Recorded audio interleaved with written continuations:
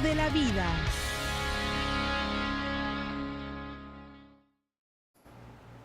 Muy buenas tardes, bienvenidos a un programa más del cuidado de la vida. ¿Y tú qué estás haciendo? Soy Gladys Jiménez Velázquez, gracias por acompañarnos a un programa más.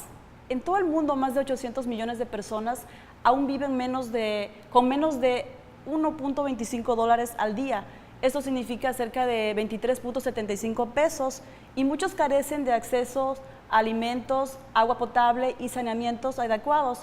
Según datos del Programa de las Naciones Unidas para el Desarrollo, hoy en nuestro programa estaremos hablando del Día Internacional para la Erradicación de la Pobreza.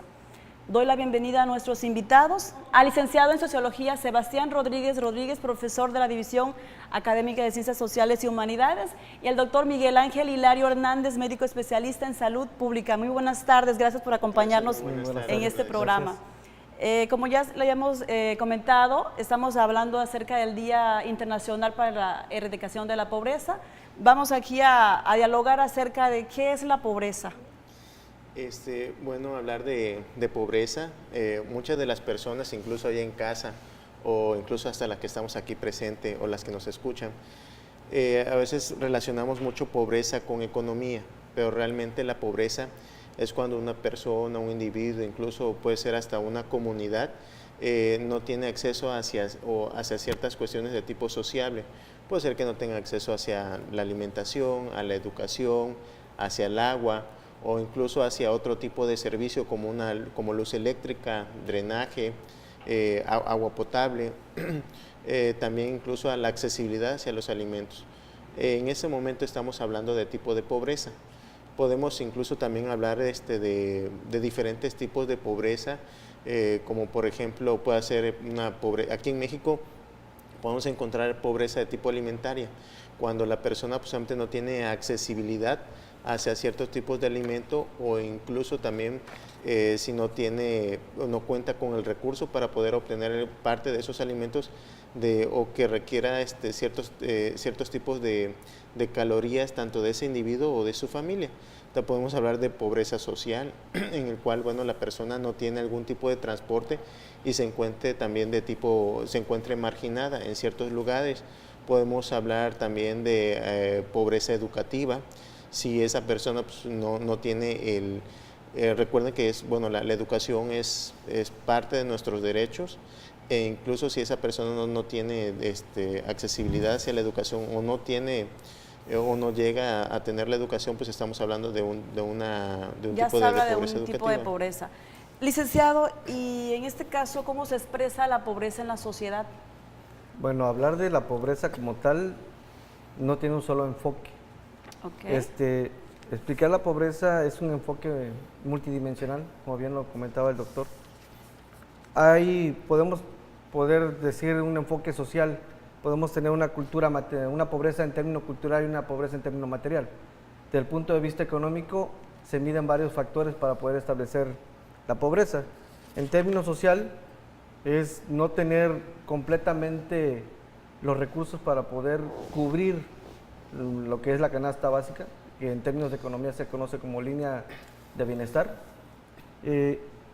Pero también tenemos una complejidad muy interesante que establecen que a partir de la educación se es pobre, cosa que desafortunadamente es una realidad, puesto que a partir de lo que son políticas económicas establecidas, la educación te permite un acceso a tener un trabajo.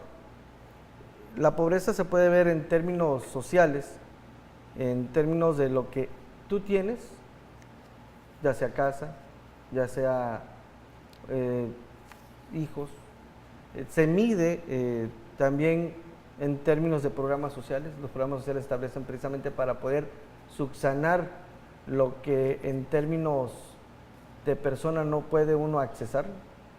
Y lo curioso de ello es que en lugar de cubrir y sacar de la pobreza a estos sectores, los están enseñando a seguir en ese mismo vínculo, que vuelve a ser un vicio. Y entonces, licenciado, ¿desde cuándo se conmemora este día? Básicamente es un 17 de octubre de 1987 que se establece de lo que es Naciones Unidas, pero hay que tomar en cuenta algo. La pobreza surge por un proceso de desarrollo industrial. ¿sí? Estamos hablando de desigualdades, en el cual no toda la población va a tener el acceso a poder satisfacer necesidades. En términos de política económica, se requiere o se establece dentro de estos mismos límites, cosa que jamás van a decir, que haya gente que no tenga acceso a muchos programas o a muchos satisfactores sociales para poder con ellos ofrecerles algo y mantener a cierto grado un control poblacional. ¿Sí? No es nada fácil. Sí, sí, entiendo. En esta parte, yo, una pregunta muy particular, ¿por qué se hace este día? Por ejemplo, sabemos que en el mundo entero hay mucha pobreza, ¿no? Claro. Entonces, ¿por qué surge esta preocupación?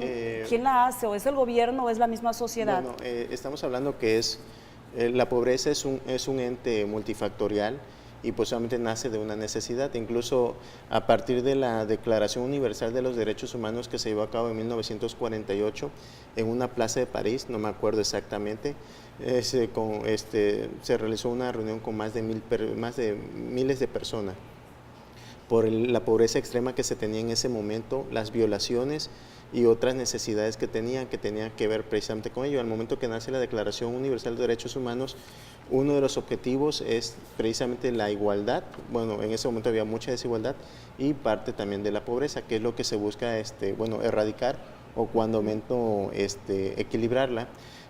Una de las cuestiones, México es uno de los países en el cual hay mucha desigualdad. Casi 1% de la población de México tiene el 40% de las riquezas de nuestro país. Okay. Entonces podemos ver tanto gente muy pobres como gente muy de altos niveles. Así es.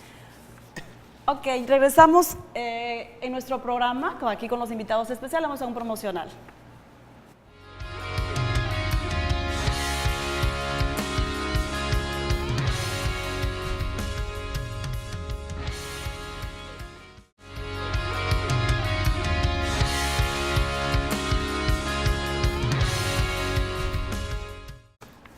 Regresamos aquí a su programa El Cuidado de la Vida. Estamos hablando del Día Internacional de la Erradicación de la Pobreza.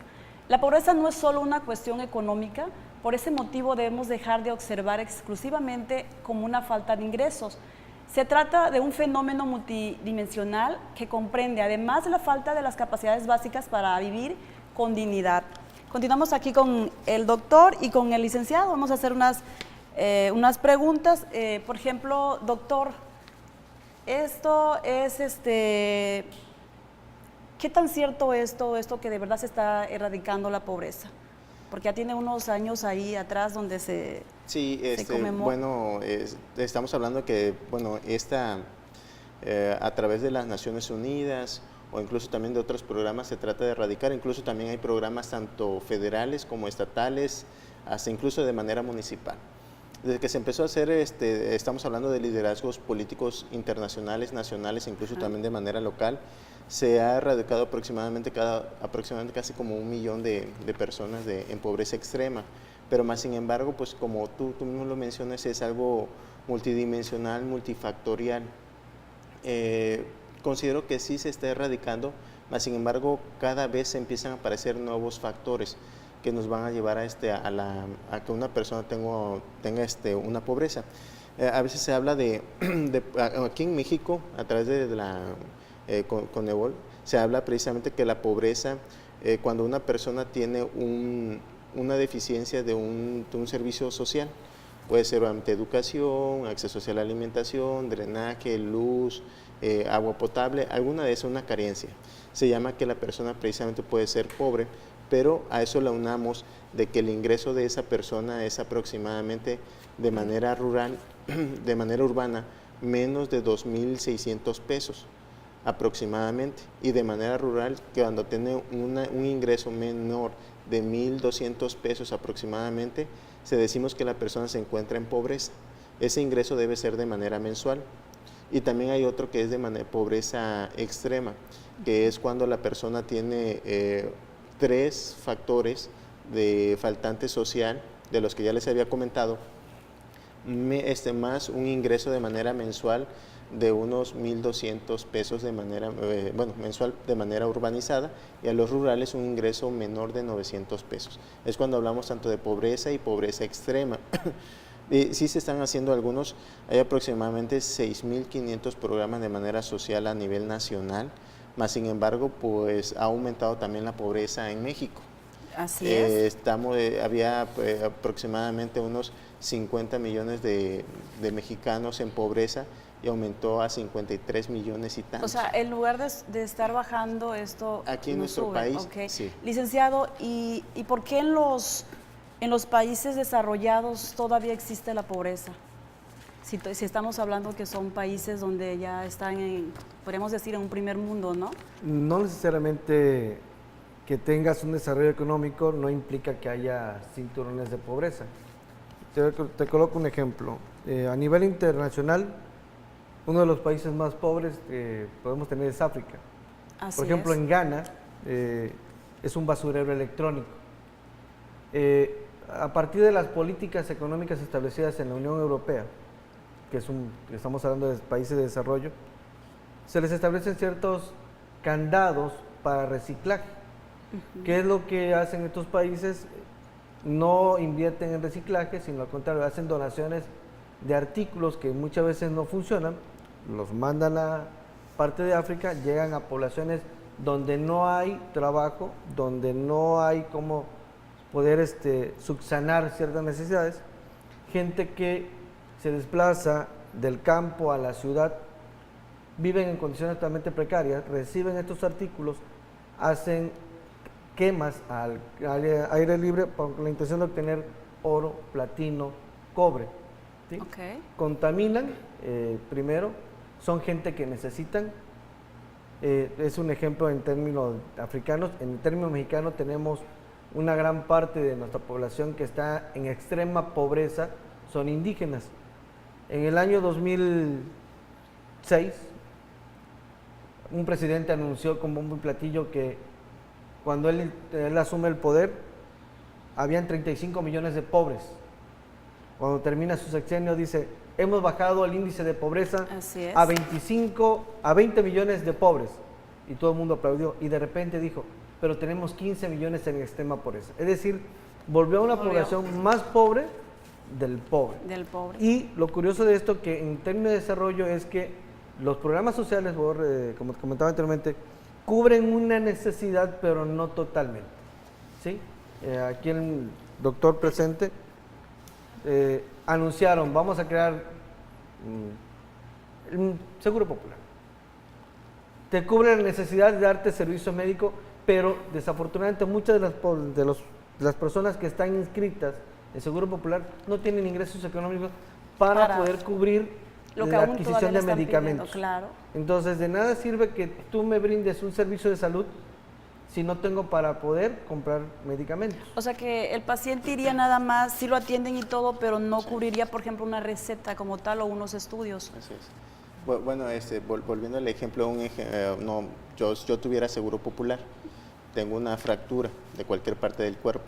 Obviamente la atención médica, el recurso humano me lo otorga, incluso los medicamentos básicos que tengan, pero no hay tanto abastecimiento de medicamentos, hay mucha población que se enferma, mucha población que está en desempleo también, y que no tiene algún tipo de seguridad social hablando en cuestiones médicas, y te dicen, bueno, yo sí te opero, yo sí te doy ciertos medicamentos, no te doy todos los medicamentos porque también no los tienen en accesibilidad, tú los tienes que conseguir, y el material, pero a veces un material quirúrgico te puede salir desde 5,000, 10,000, 15, 20, 30, 40,000 pesos. Entonces estamos hablando de algún tipo de pobreza, de tipo, nos hace falta ese factor social que es la atención médica. Y si yo tengo ese tipo de seguridad social, pues porque no tengo algún otro empleo. Entonces es lo que menciona el doctor, en el cual estamos hablando de este tipo de pobreza. Y aunque también las personas hablando de manera, si nos vamos a futuro, una de las cuestiones, estamos hablando del agua. Yo puedo tener, cualquier persona puede tener economía, pero si tenemos desabasto de agua, porque incluso en el 2050 van a empezar a nacer personas que tengan desabasto de agua, pues esas personas también van a ser pobres, Ok. porque les va a hacer falta algún rubro Claro que indispensable. muy bien, doctor. Vamos a continuar con este programa, con los invitados especiales y con ese tema tan importante como es erradicar la pobreza. Vamos con un comercial.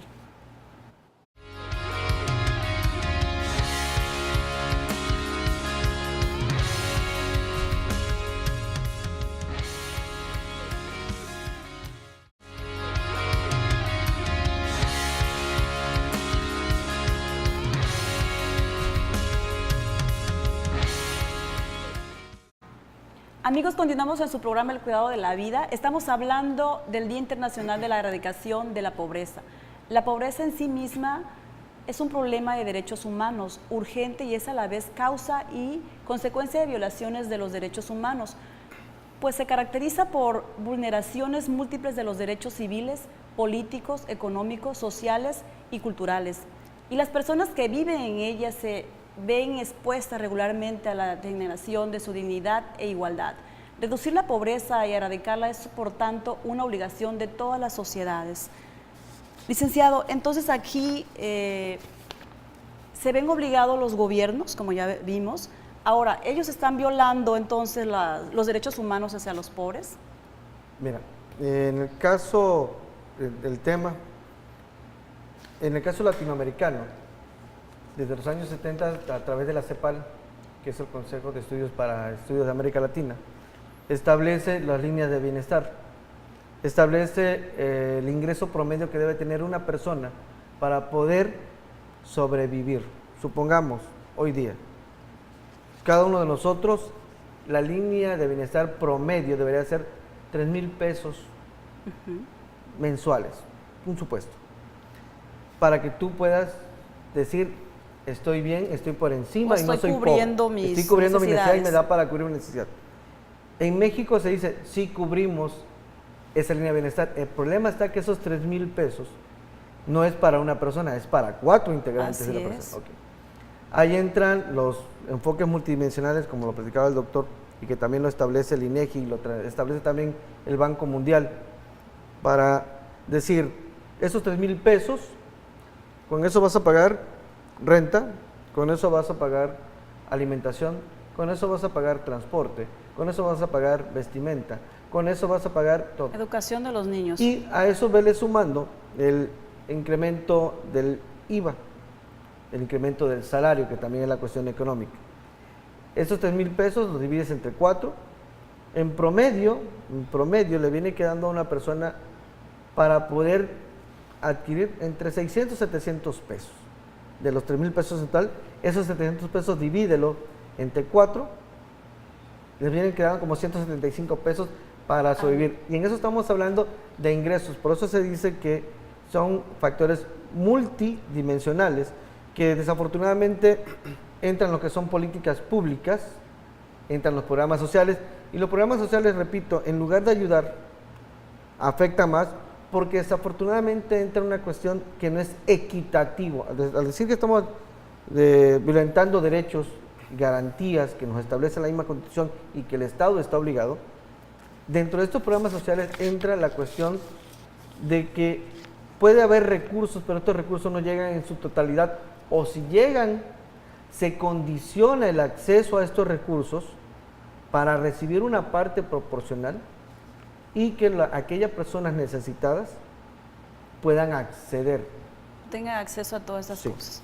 Por ejemplo, igual a la educación, ¿no? Esto es muy importante ya que pues es una obligación hoy en día Bueno, tener la educación de los niños y más adelante hasta llegar a la superior, ¿no? Bueno, si hablamos de educación, pues se encuentra en el artículo 3º constitucional, que es prácticamente una obligación y nos sirve tanto para nuestro desarrollo personal, económico y también de manera cultural de un país.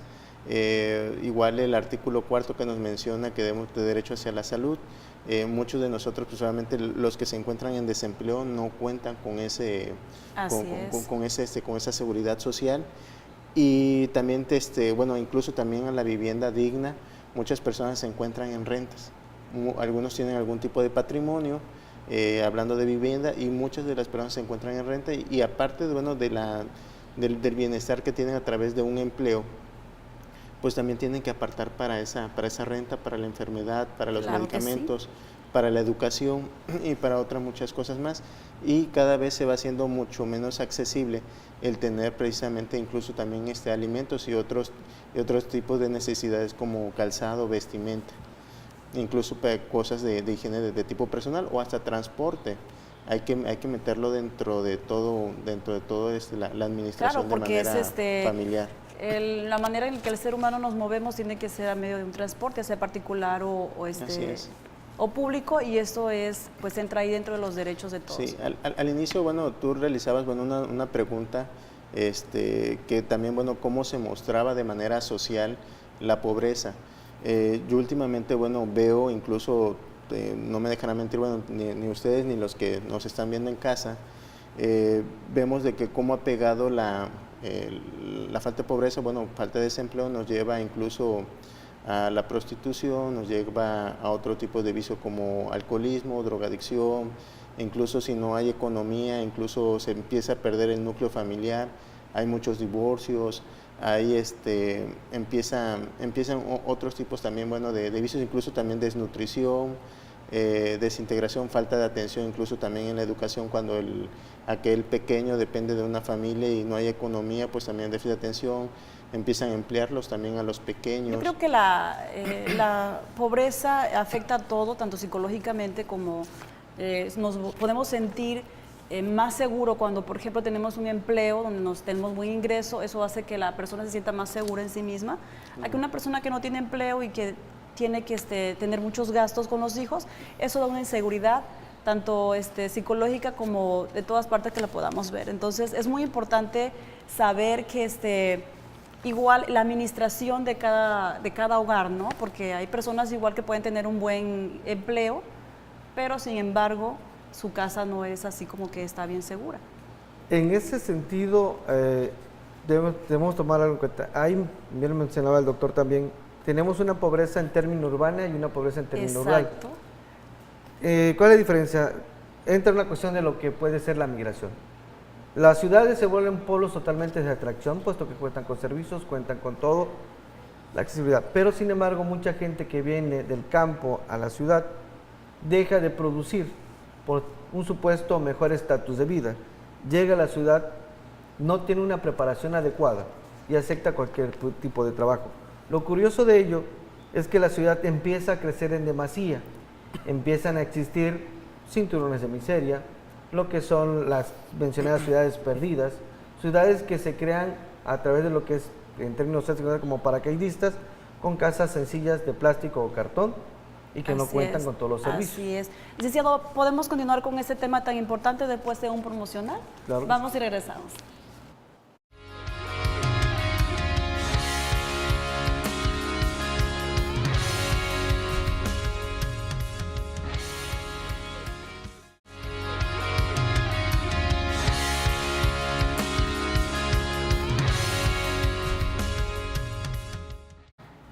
Regresamos a su programa, estamos hablando del Día Internacional para la Erradicación de la Pobreza. Es un tema muy importante, ya que hoy es el Día Internacional, estamos a 17 de octubre.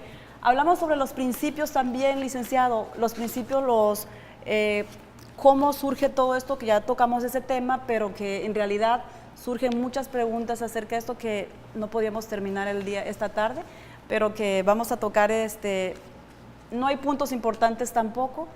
Pero, por ejemplo, estábamos hablando de cómo nos afecta en nuestro hogar. Por ejemplo, hay personas que no tienen agua potable, no tienen una vivienda digna, y esto también es una manera que sobresale en la pobreza, ¿no? Como comentábamos en el segmento anterior, si tú le preguntas a una persona ¿qué es bienestar? Te va a decir, es tener lo necesario para cubrir mis necesidades y de mi familia. Y parte principalmente de un ingreso económico, ¿sí? En México, los salarios realmente no son equitativos. Uno de estos grandes problemas se establecieron desde 1994. Se empieza a marcar la pobreza más en México, a partir del mencionado Tratado de Libre Comercio, en donde se ingresa a participar en un desarrollo económico, en un mercado internacional, sin una población totalmente preparada. Ojo, tenemos una sociedad que va entendiendo el crecimiento en relación a lo que el mismo gobierno establece. Hoy día, te puedo decir, en el norte del país, muchos chicos no desean estudiar. Entonces, perdón, ¿la educación es un principal factor para erradicar la pobreza como tal? Claro que Porque sí. hoy en día tenemos muchos jóvenes que terminan una universidad, entonces no hay empleo, entonces no creo yo que sea una forma que ya está solucionado, ¿no? Sin embargo, es un factor muy importante. Ocurre esto, que conforme evoluciona la sociedad, exige especialistas. Claro. En el siglo XVIII, Carlos Marx decía, conforme la ciudad crece, tenemos que tener un especialista. Ya no somos los griegos que eran todólogos. Yo, por ejemplo, si tengo dolor de dientes, un Está el dolor de hueso, especialista. tenemos a los médicos especialistas. Especialistas en Sí, una rama, inclusive ¿no? el psicólogo es interesante. Pero lo curioso de aquí es la educación también tiene que tener en cuenta que la sociedad, el grupo social, tiene una injerencia directa en el compromiso del estudiante para formarse. Claro. ¿Sí? Porque es un estatus. Después de la Segunda Guerra Mundial se empezó a hablar del mencionado status quo, ¿sí? Que era estar bien, pero para estar bien tienes que invertir. En el caso mexicano, el status quo lo que menos toma en cuenta es la educación. Es decir, tenemos el claro ejemplo de que el mismo sistema está arrojándote que no tienes que estudiar, vuélvete parte de un cartel. Hay niños, hay jóvenes en el norte del país que lo primero que te dicen, yo no quiero terminar la preparatoria, quiero dedicarme a la venta de enervantes, porque sé que a los 24 años voy a tener dinero, casa, autos, mujeres, aunque mi nivel de educación no vaya más allá y que ya tenga yo marcado hasta dónde va a llegar mi vida, porque te marca esto. Aparte de ello, desafortunadamente a partir de ciertas políticas sociales, se ha erradicado el acceso a muchos pueblos de agua o de tierra, ¿sí? Hay ciertas empresas que tienen concesiones de agua al cual no puede accesar ninguna persona de pueblo cercano porque es mi concesión. Y una cosa es, tienes concesión, no eres dueño de agua. Se violentan el artículo primero, se violenta el artículo cuarto, ¿sí? Se violentan sobre todo los convenios internacionales que van sobre derechos humanos, en lo que es vivir bien. Esto se ve también en el tipo de construcciones que se tienen que dar. Claro. Aquí un compañero del doctor bien puede decir en términos de salud cómo afectan estas políticas. Entonces, uno de los indicadores muy importantes en México, más que nada, es el acceso al agua, el agua potable, porque tenemos muchas, principalmente aquí en Villahermosa, muchas comunidades donde no tienen acceso al agua potable. ¿Esto afecta mucho, doctor, la salud? Por supuesto, bueno, el agua es vital para todos nosotros. Si en términos nosotros tenemos casi el 70% de nuestro cuerpo está conformado de agua. De agua, claro. Gran parte, bueno, de nuestro cuerpo contiene agua, entonces nos afecta, bueno, el agua se utiliza para muchas cosas, aparte también de ingerirla, incluso es también para el riego de los alimentos.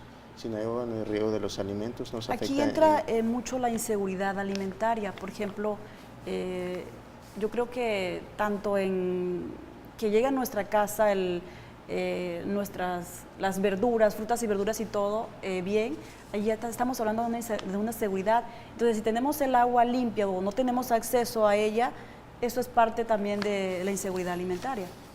Sí, bueno, si hablamos de seguridad alimentaria seguridad alimentaria cuando una persona o un grupo de personas tiene acceso de manera físico, económico, Así es. de ese alimento y tiene que ser de manera constante y con calidad.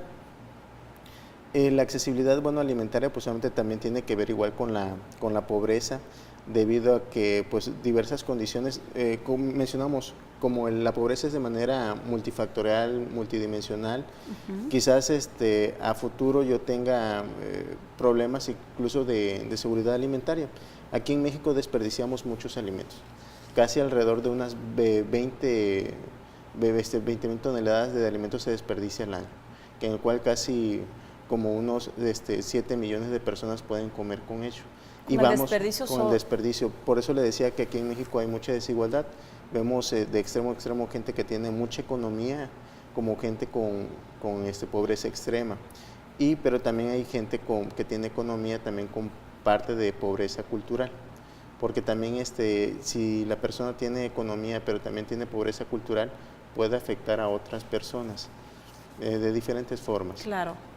A veces nosotros... Bueno, vamos a ir a un promocional y regresamos aquí con nuestros invitados especiales.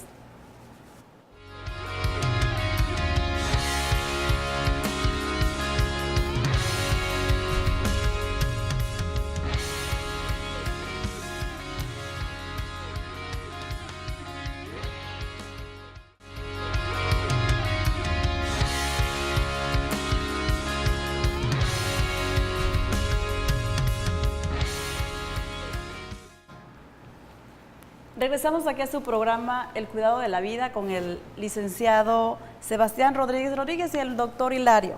Seguimos hablando de la inseguridad alimentaria, doctor. Esto nos afecta mucho ya que, por ejemplo, en nuestros niños hay desnutrición, ya que no cubrimos todas las necesidades en una casa ¿cómo se llama?, de la alimentación de un niño, ¿no? Entonces, esto pues nos afecta ¿en qué parte? Que el niño no se está alimentando bien, incluso va a la escuela, si no desayuna, esto implica retraso en su crecimiento igual. Bueno, sí, en México tenemos incluso una paradoja. Por un lado tenemos desnutrición y por otro lado tenemos sobrepeso y obesidad. Seguridad alimentaria parte de que sea de manera constante, pero también tiene que ser de calidad. Hay muchos factores que nos pueden alterar nuestra seguridad alimentaria. Estamos hablando por falta de agua, que incluso por eso les comentaba que en el 2050 van a nacer personas que tengan incluso deficiencias para adquirir agua. Estamos hablando de contaminación atmosférica, de la capa de ozono, incluso también de los mantos acuíferos. Estamos hablando de malas gobernanzas que tenemos. Hablaríamos también de fertilidad intensiva. Estamos hablando de una expansión demográfica demasiado que tenemos en todo el mundo. Entonces estamos tratando de manipular también los alimentos a través de los alimentos transgénicos y otro tipo de cuestiones que hacemos y que nos van a afectar nuestra seguridad alimentaria. Pero también parte de ello, pues solamente los alimentos que tenemos en la actualidad también no son de calidad. Muchos de los alimentos ya tienen químicos, están manipulados incluso a veces hasta de manera genética, aparte contienen conservadores.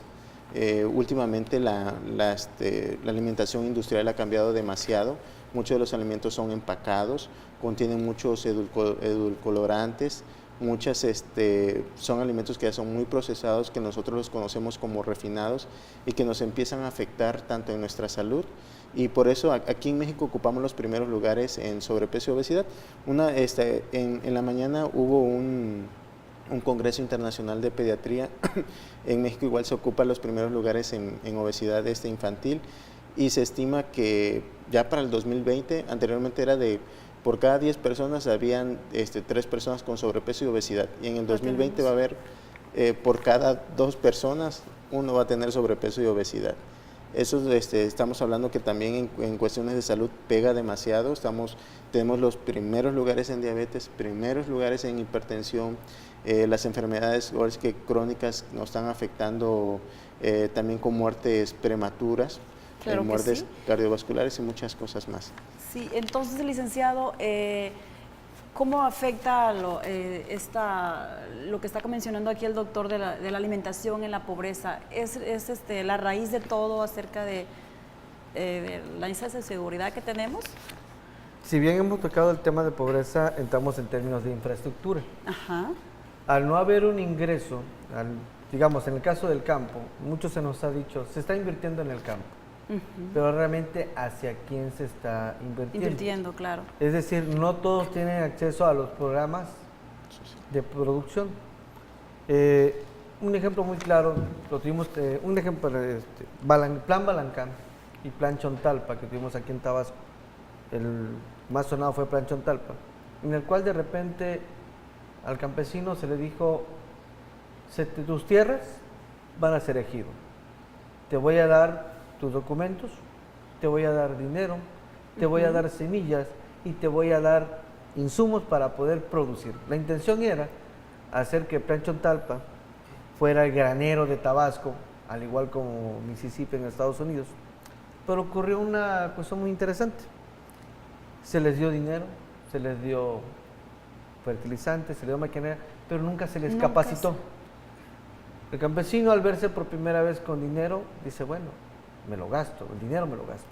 Se me termina el dinero, o sea que voy a vender. No utilizaron el dinero para lo que debería. ¿Por qué razón? Porque nunca se les capacitó. Es decir, en términos de seguridad alimentaria, es decir, si voy a hacer un programa, voy a capacitar. No es darte la comida, es enseñarte a cómo producirlo. En el caso es el desplazamiento, ante no haber programas, no haber recursos, me desplazo a la ciudad, ¿sí? Y esto ha sido, en el caso de Tabasco, desde los años 70, cuando en Tabasco el boom petrolero hace atractiva la ciudad. Se deja de producir en el campo no produce lo que realmente se olvidó durante mucho tiempo. En Tabasco, por ejemplo, hubieron muchos planteles del CECITE que se dedicaban precisamente a hortalizas y habían presupuestos federales. Se les recortaron los presupuestos y se dejó de enseñar al sector campesino, al sector agrícola, técnicas para mejorar la producción. ¿Sí? Y eso, quiera o no quiera, en un mediano plazo, que somos los que estamos pagando ahorita nosotros, que estamos adquiriendo productos transgénicos. Así y aquí es. el médico que nos o sea que ya las larga. tierras no se están produciendo como tal, aunque lleguen proyectos del gobierno.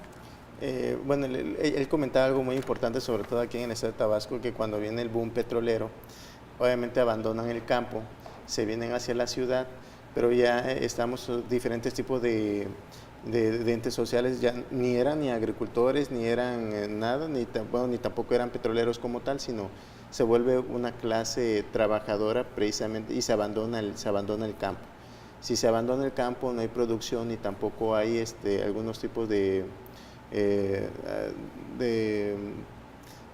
personas que se dediquen a ello, pues también estamos hablando que no va a haber seguridad. Lo vemos incluso hasta ahorita, vemos bastantes áreas verdes que incluso no se están ocupando en el campo de nosotros. Tiene que ver con la seguridad alimentaria, tiene incluso también que ver con el tipo de pobreza. Para mí lo más triste, bueno, yo recuerdo a mis abuelitos, ellos incluso tenían algunos huertos o sus hortalizas, o criaban su pollo, su pavo, incluso sus cerdos, tenían personas en el patio o lo que sea, y tenían de dónde comer. Y la gente era igual más sana, no había tanta obesidad, no había tantos niños desnutridos. ¿Por qué? Porque se producía de ahí mismo del campo, ¿no? Decimos del patio de casa. Entonces, hoy en día se está consumiendo más de fuera, de un súper, ya que no sabemos ni de cuánto tiempo está ahí congelado, entonces es ahí donde también afecta a nuestra salud. Vamos a ir a un promocional y seguimos aquí en su programa El Cuidado de la Vida.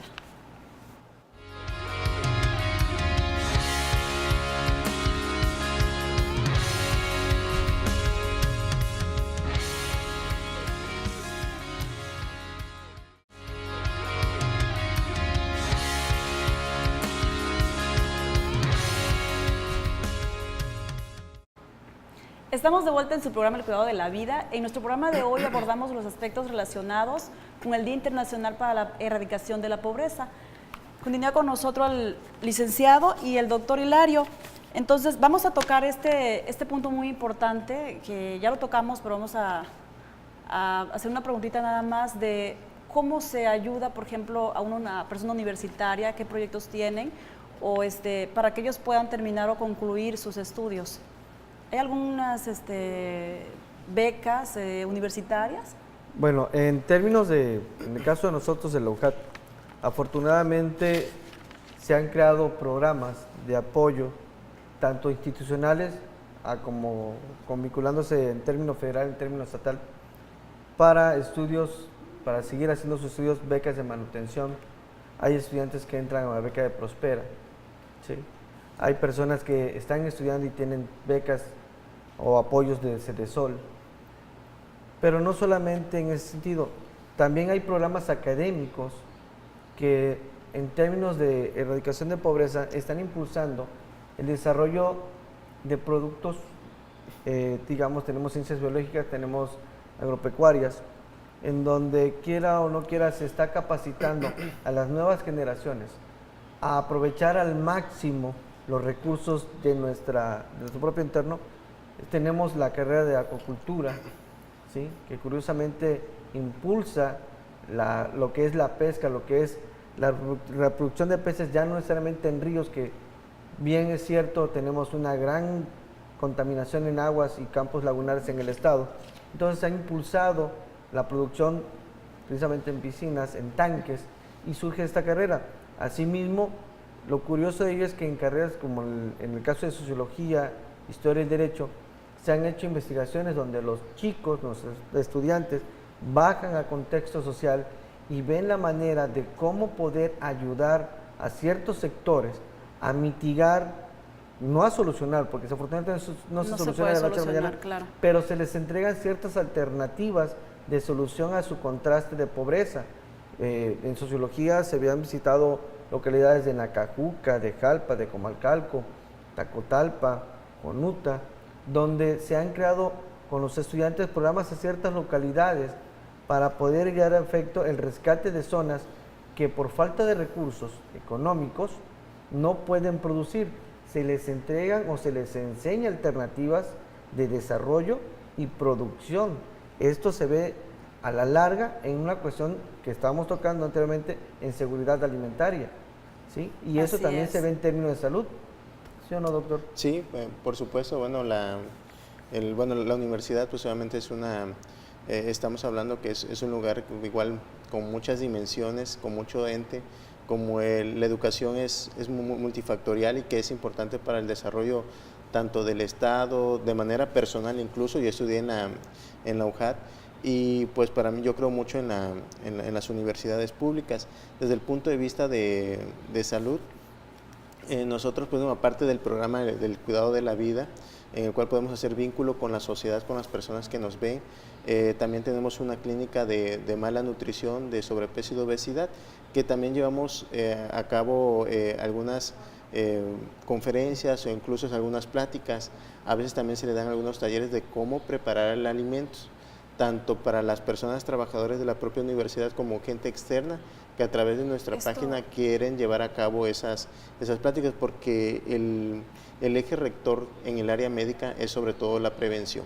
Y la prevención pues solamente se da a través de charla, o a veces también le hemos dado lectura de etiquetas hacia la población, en cual a veces las nutriólogas nos acompañan incluso hasta los súperes para ver qué es lo que podemos consumir, ya que tenemos muchos alimentos y la gran mayoría son de todos refinados, y tratar de conseguir los alimentos, en dónde conseguirlos, cómo elaborarlos y cómo realizarlos. Claro, familiarizarse con lo que debemos consumir. Así es, así como también la existencia del plato UJAT, que es a partir del plato del buen comer, bueno, pero se transforma el plato UJAT, que es un plato regional sobre todo. Obviamente si nos vamos, sobre todo la accesibilidad de los alimentos en cuanto a costos, elaboración y accesibilidad de ellos, para poder tener una mejor calidad de alimentación que nos ayude para evitar también sobre todo algunas enfermedades. Ok. Licenciado, para concluir, ¿qué le agregaría usted al programa, a nuestro tema de hoy? ¿Qué te podría decir en relación? Sobre todo entender que solucionar el problema de la pobreza no es de la noche a la mañana. Nadie con una varita mágica lo va a solucionar. ¿Por qué razón? Somos seres humanos y como tales, desafortunadamente, nunca vamos a lograr satisfacer todas nuestras necesidades, porque conforme empezamos a tener un determinado estatus de vida, siempre vamos a sentir que nos hace falta algo. Puede ser, como decía el doctor, podemos tener un ingreso económico alto, pero no invertimos en vivienda. En lo que debería de ser. Exactamente, invertimos en algo que es superfluo, resultado de la sociedad Así en la es. que nosotros vivimos. No invertimos en poder cubrir la demanda de seguridad de nuestra propia familia, sino en cuestiones totalmente ajenas. Ajenas ¿sí? a nuestro hogar. Entonces, doctor, algo más. Para mí, para erradicar la pobreza, tenemos que tener mucha voluntad, tanto personal, porque debemos de nuestra perspectiva, nuestra propia, un ejemplo, yo trato de, con mis alumnos, hoy que di una plática que no era referente hacia mi asignatura, tratar de, porque también la pobreza desde el punto de vista cultural, desde el punto de vista educativo, desde el punto de vista de salud, me ha tocado también que si me tocan la puerta o me llaman, me dice vamos a realizar algún tipo de brigada, pues lo realizamos con mucho gusto a diferentes personas, pero ya es un granito de arena que uno pone. Para erradicarla tiene que haber una voluntad también con liderazgo internacional, estamos hablando tanto federal, estatal, municipal, pero sobre todo trabajar en equipo de manera conjunta. Un ejemplo, Claro. lo que él piensa, pues obviamente, porque él tiene diferente perfil al mío, entonces tenemos que trabajar en equipo para poder erradicar la pobreza, y yo creo que nunca se va a poder erradicar, Claro que sí. pero cuando menos controlar o disminuir. Tratar de que nosotros mismos poner un granito de arena, como dice el doctor, para nosotros. Muchas gracias, doctor, licenciado, muchas gracias por estar en nuestro programa. Nos vemos la próxima semana.